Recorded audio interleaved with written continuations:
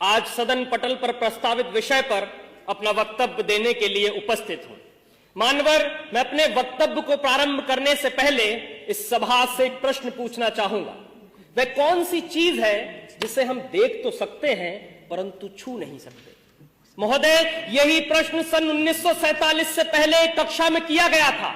उस समय विद्यार्थियों ने इसके अनेक अनेक उत्तर दिए। किसी ने कहा कि हम आकाश को देख तो सकते हैं परंतु छू नहीं सकते। किसी ने कहा हम सूरज को देख तो सकते हैं परंतु छू नहीं सकते।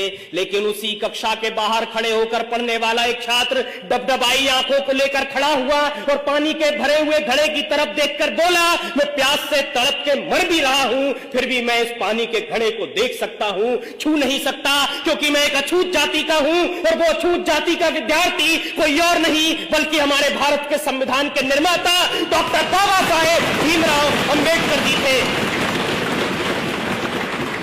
आज 75 वर्षों के बाद कक्षा भी वही है, सवाल भी वही है, पानी का घड़ा भी वही है, परंतु अगर कुछ बदला है तो वो ये कि किसी भी जाति का छात्र हो वो सबके साथ में बैठकर पढ़ भी सकता है, खेल भी सकता है, पानी भी पी सकता है, और इतना ही नहीं, इस देश के सर्वोच्च पद पर बैठकर एक आदिवासी महिला राष्ट्रपति के रूप में प्रगति का मार्ग प्रशस्त कर सकता है। ये ताकत दी है हमको हमारे संविधान ने।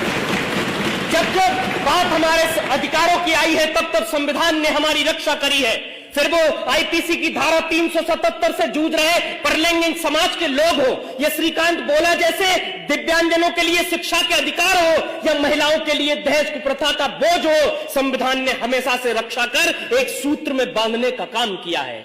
मान्यवर, भारत के संविधान की लोकतांत्रिक यात्रा बहुत लंबी रही है। जब भारत आजाद हुआ तो उसके साथ कई और सहोदर राष्ट्र आजाद हुए, परंतु आज हम वहां देखेंगे तो पता चलेगा कि वहां पर कहीं अराजकता है, कट्टरता है, सांप्रदायिकता है, भुखमरी है, गरीबी है, परंतु भारत एकमात्र ऐसा देश है जो आज उन्नति के शिखर पर बैठा है, क्योंकि उन्होंने धर्म को संविधान माना, हमने संविधान को ही पहला धर्म माना।